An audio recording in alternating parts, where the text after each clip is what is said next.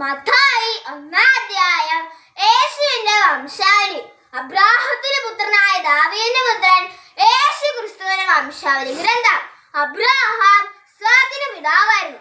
ഇസ്ഹാക്ക് യാക്കോബ് യൂദയുടെയും സഹോദരന്മാരുടെയും പിതാവായിരുന്നു.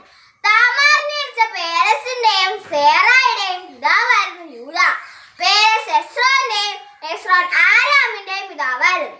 ആരാം അമിനാദാബിന്റെയും അമിനാദാബ് നക്ഷോന്റെയും നക്ഷോൻ സൽമോന്റെയും പിതാവായിരുന്നു.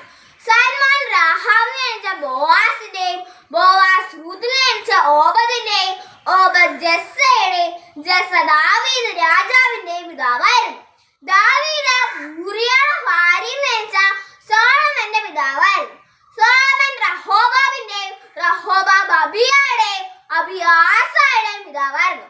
ആസ യോസഫാത്തിന്റെയും യോസഫാത്ത് യോറാമിന്റെയും യോറാം ഓസിയയുടെയും ഓസിയ യോദാമിന്റെയും യോദാം ആഹാസിന്റെയും ആഹാസ് എസക്കിയയുടെയും എസക്കിയ മനാസിയയുടെയും മനാസിയ ആമോസിന്റെയും ആമോസ് യോസിയയുടെയും പിതാവായിരുന്നു. ബാബിലോൺ പ്രവാസ കാലത്ത് ജനിച്ച യാക്കോണിയയുടെയും സഹോദരന്മാരുടെയും പിതാവായിരുന്നു യോസിയ.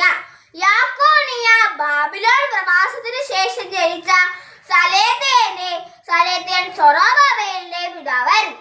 സൊറോബാബേൽ അബിയൂദിന്റെയും അബിയൂദ് ഏലിയാക്കീമിന്റെയും ഏലിയാക്കീം ആസോറിന്റെയും ആസോർ സദോക്കിന്റെയും സദോക്ക് അക്കീമിന്റെയും അക്കീം ഏലിയൂദിന്റെയും ഏലിയൂദ് ഏലിയാസറിന്റെയും ഏലിയാസർ മദാന്റെയും മദാൻ യാക്കോബിന്റെയും പിതാവായിരുന്നു. യാക്കോബ് മറിയത്തിന്റെ ഭർത്താവായ ജോസഫിന്റെ പിതാവായിരുന്നു. അവളിൽ നിന്ന് ക്രിസ്തു എന്ന് വിളിക്കപ്പെടുന്ന യേശു ജനിച്ചു. ഇങ്ങനെ അബ്രാഹാം മുതൽ ദാവീദ് വരെ പോയതാലും ദാവീദ് മുതൽ ബാബിലോൺ പ്രവാസം വരെ പോയതാലും ബാബിലോൺ പ്രവാസം മുതൽ ക്രിസ്തു വരെ പോയതാലും തലമുറകളാണ് ആകെയുള്ളത്. പ്രിയപ്പെട്ടവരെ, വലിയൊരു കാത്തിരിപ്പിന്റെ ഉത്തരമാണ് ഈശോയുടെ കടന്നുവരവ്.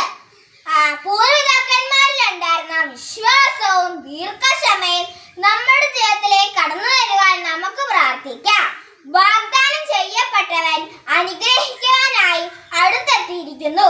ക്രിസ്മസിന്റെ ഏറ്റവും അടുത്തിരിക്കുന്ന ഈ ദിവസങ്ങളിൽ അവിടുത്തെ വരവിനായി നമുക്ക് ഒരുങ്ങാം.